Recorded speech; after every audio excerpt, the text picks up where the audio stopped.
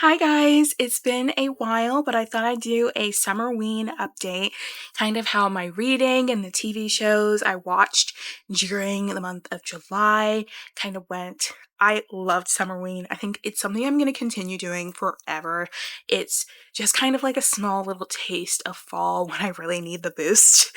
I love summer as much as the next girl, but I was born in fall. I love fall. It's literally, I'm a cozy girl. I love to curl up watching mysteries and spooky TV shows and just like all fun, cozy, hot tea, pumpkin spice vibes. And so giving me that tiny bit of experience in the middle of summer just kind of gives me everything that I need to hold myself over until September 1st. I don't do October. September 1st is the beginning of my holiday fall season.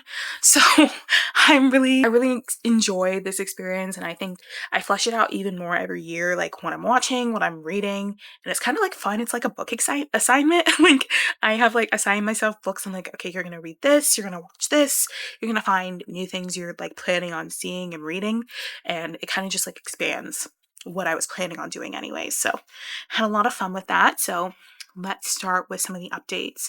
So first, I was gonna watch TV show wise Supernatural, Riverdale, and then I think I also said I was going to watch Nancy Drew. So I ended up watching Supernatural for at least the first two seasons. Always love it.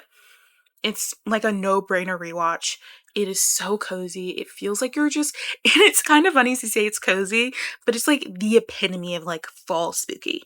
You know what I mean? Like you turn on the first episode and Dean's just like, Dad went on a hunting trip. Where? Dad went on a hunting trip alone. And it's just like them getting into the car and doing their adventures. There's just nothing like it. It is the epitome, I feel like, of a supernatural show. And so it's always good. Always rate that one 4 or 5 stars. Always enjoy it. I think it tapers off. I think after the second season with Angels, it tapers off for me, because then it just starts getting a little bit too mystical. But before that, when Sam is like part demon and dealing with all that, and they're trying to hunt the creature that killed their mother, it's so much fun to watch. And it's like such a fun experience. And also we have Derek Morgan, icon that he is, love him. And I think he's a great actor, and so that's always fun to watch him in that series when he's alive. Spoilers everywhere, but great show. Also, this is like ancient, so like if there's spoilers, I'm just leaving this one in. So that was also fun. I watched Riverdale. I give that 3 stars. And only season 1 and part of season 2. Season 1, the vibes are immaculate. It is cringe as hell, but the vibes are immaculate. It literally gives nostalgic Twin Peaks 2010 vibes at all moments. Also, and there was something about the CW at that time where they thought we wouldn't notice this, but there's so many scenes where they're obviously doing product placement. Like there's one scene in like the first episode with Betty where she has the L'Oreal Big Lash mascara and they've zoomed in on it while she's doing her eyelashes, and it is so obvious. It is so obvious, but it's like such a vibe. Like the music choices, and like I think this also just has to do the CW. The CW knows what they're doing with mystery and spooky supernatural shows. At least they used to. Now, I don't even know if CW still makes shows sometimes. At least I don't watch them. But Supernatural, Riverdale, Vampire Diaries, Nancy Drew, all of them, they just know the vibes. The music attached to it, it just feels very like eerie. So first 2 seasons, or at least the first season and part of season 2, love that. That holds fast to like the whole main purpose of the show, murder mystery.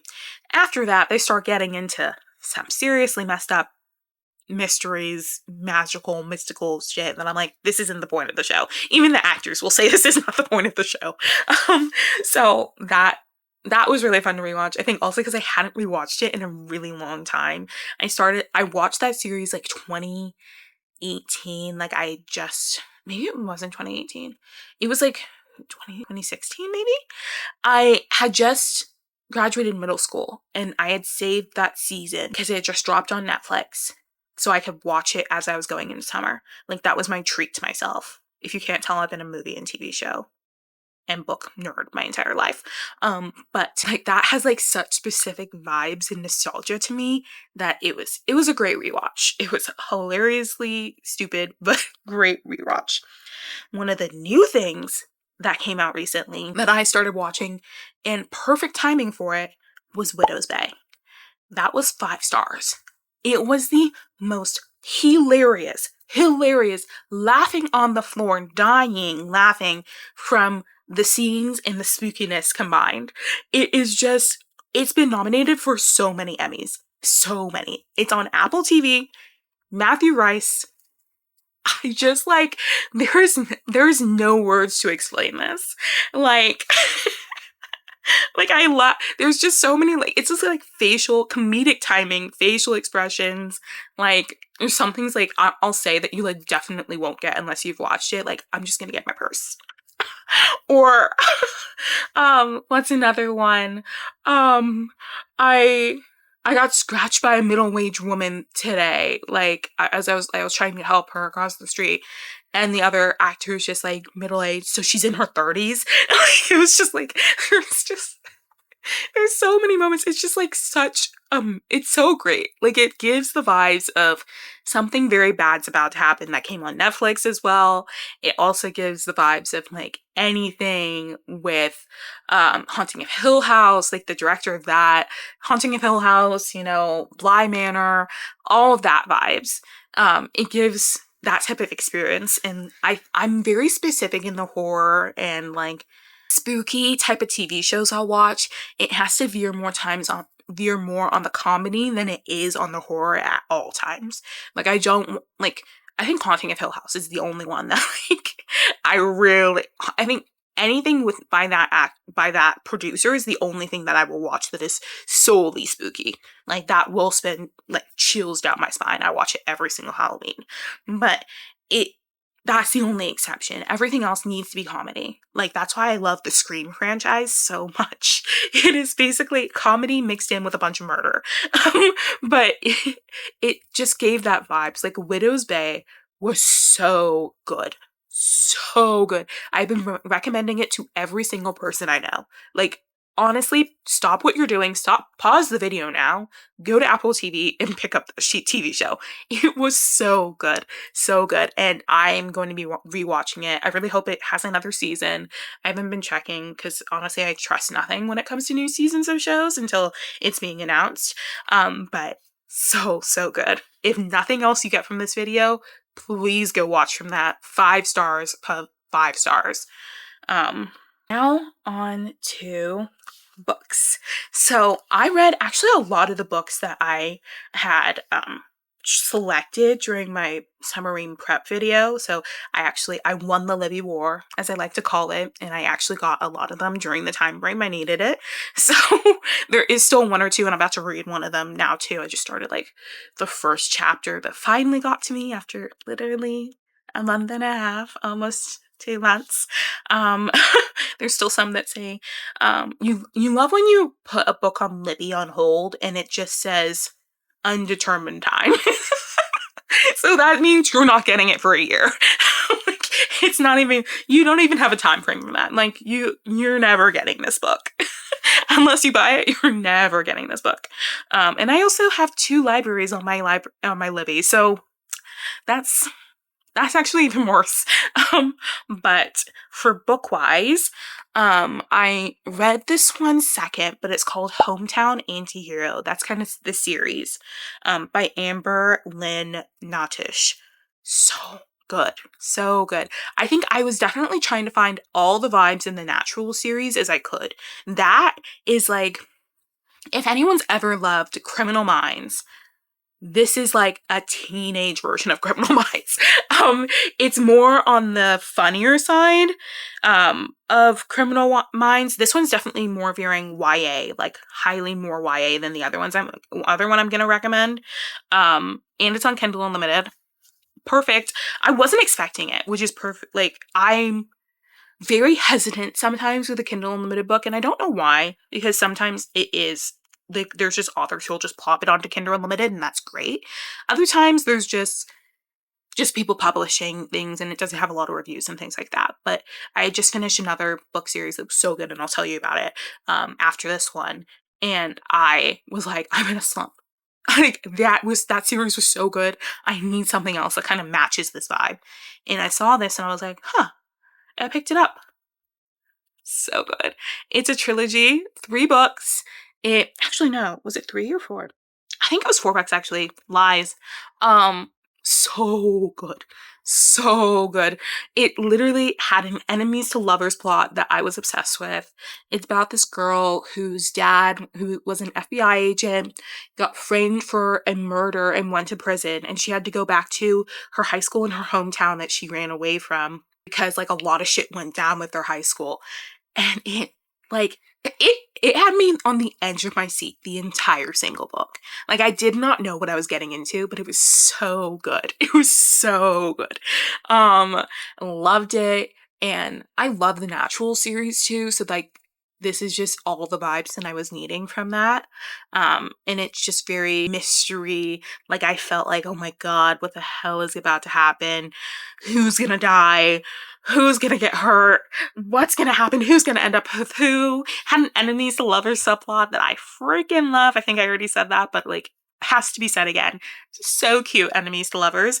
And then, yeah, just highly recommend. I rated that one. I think most of that series was like 4 or 5 stars.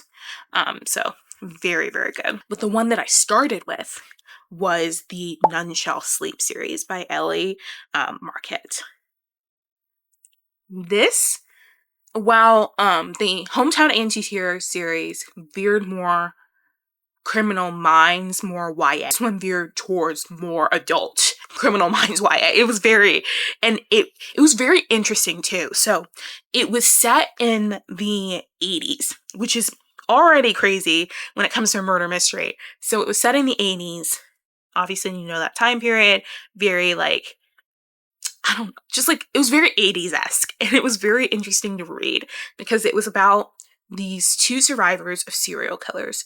They're teenagers, kind of like, they're more adult teenagers, so they're 18 starting college. Or one's starting college, one's in the military, or like ROTC-esque. And they're being recruited by this FBI agent who's trying to understand how younger serial killers occur and how they get this way. And when I tell you, my God, this series was fucked. Like, it was crazy. Like, at all points in time, it was crazy. And it had like, and there's always like a subplot, as always, in a murder mystery, like type of YA book like this. There's always a subplot of romance. And it wasn't even like, and this is rare, it wasn't even like an enemies to lovers. It was just like straight up like lovers to lovers, like they ended up together type of vibe. But my God, it was so good.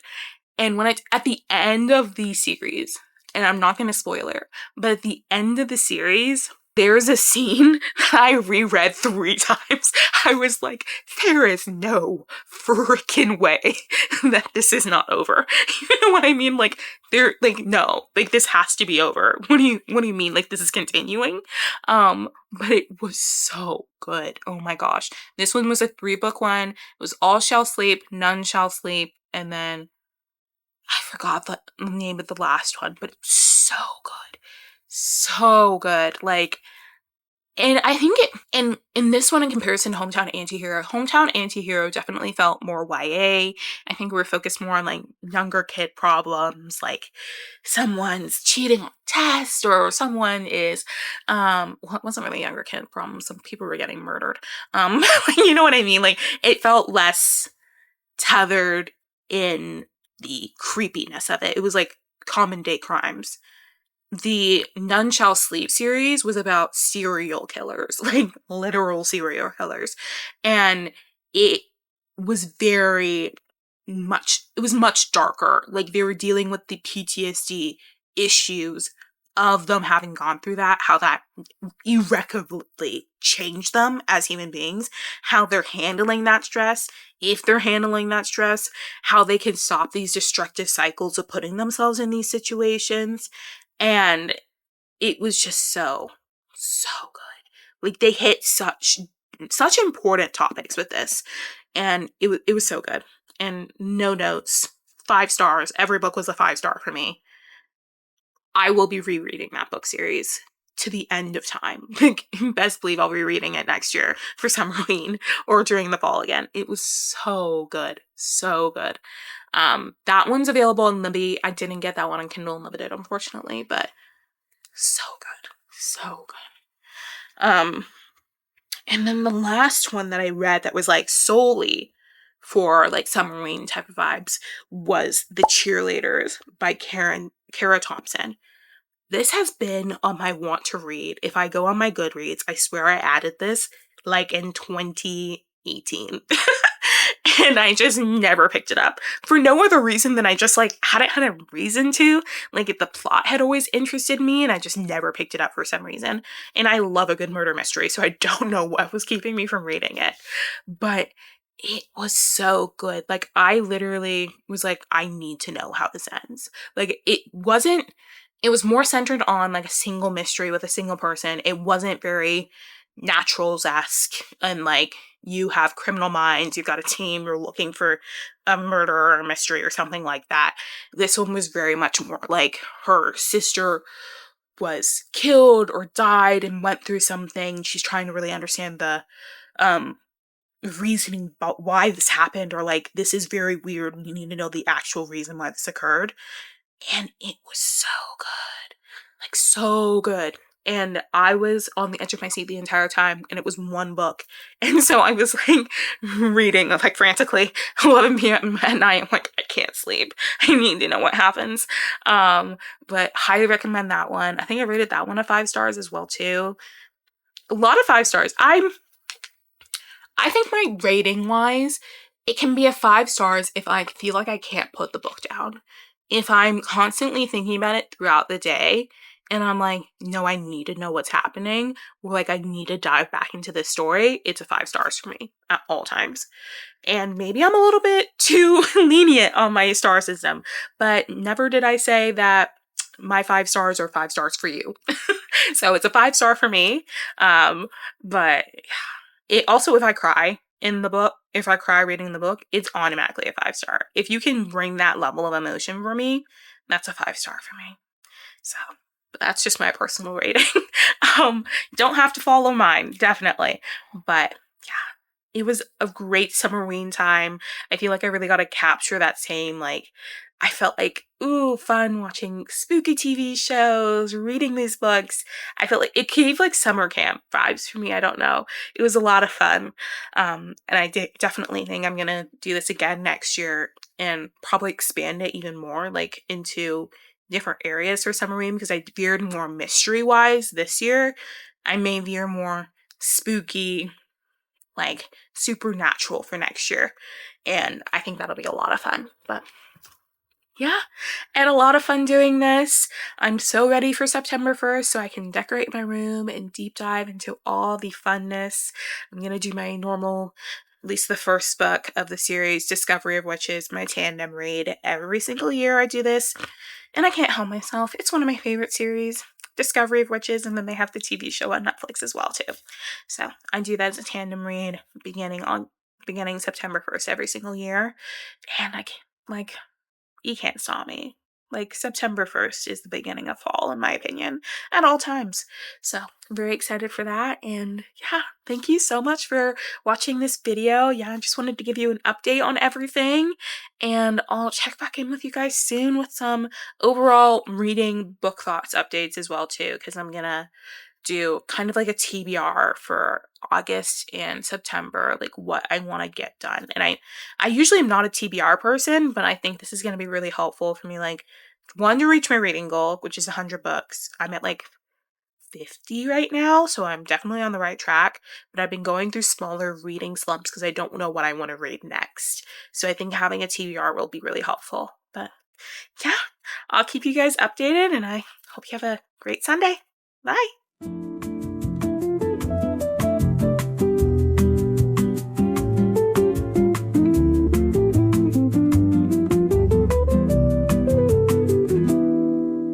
Sunlight spills on the window. The aroma of coffee fills the air. Lazy cat is curled up on the sofa. Time passes so slowly as if it were hidden away.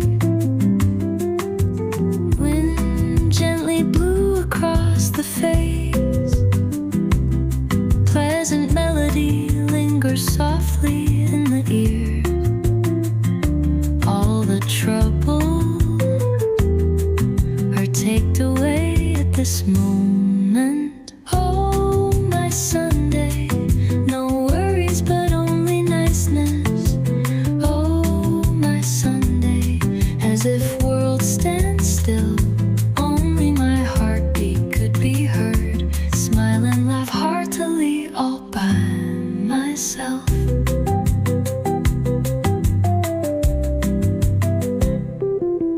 The sound of pages on the table being turned by the wind. The casual chat of sparrows outside the window.